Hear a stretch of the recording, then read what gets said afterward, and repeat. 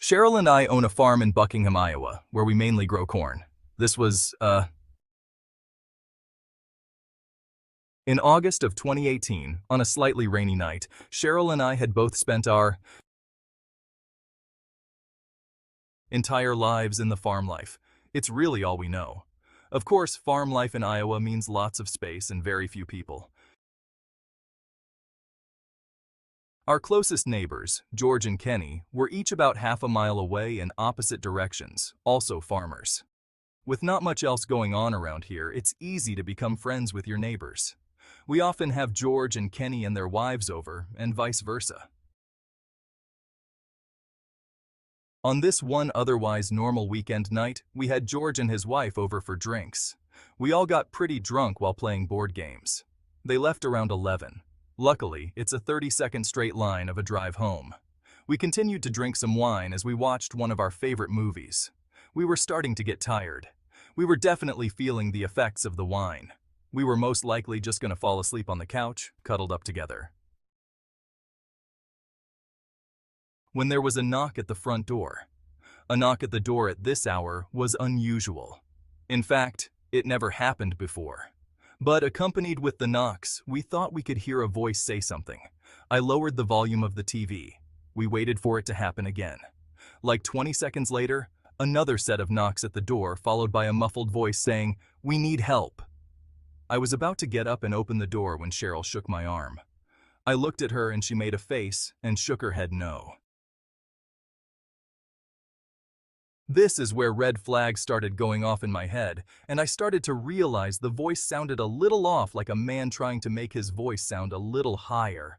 I laughed and said, "George, is that you?"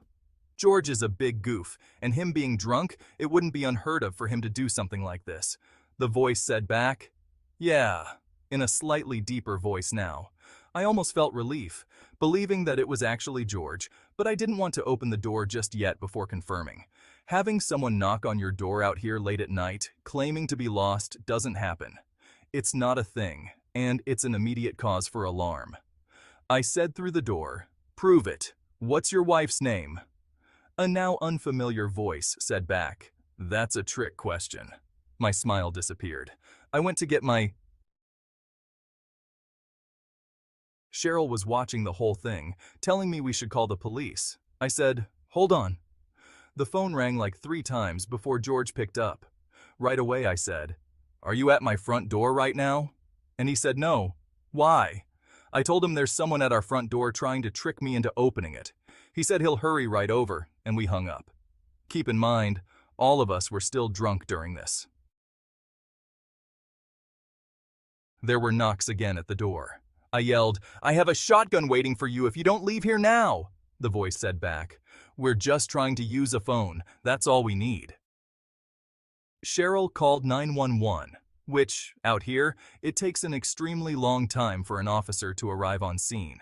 We heard footsteps walking around our wooden deck that wraps around the house. A couple sets of footsteps, actually. They stopped at one of our windows, which had the blinds closed, and we heard one of them attempting to lift the window open. This caused Cheryl, who was still on the phone with 911, to scream, "Leave us alone!" I followed suit and screamed at the top of my lungs to get the hell out of here or I'll shoot you.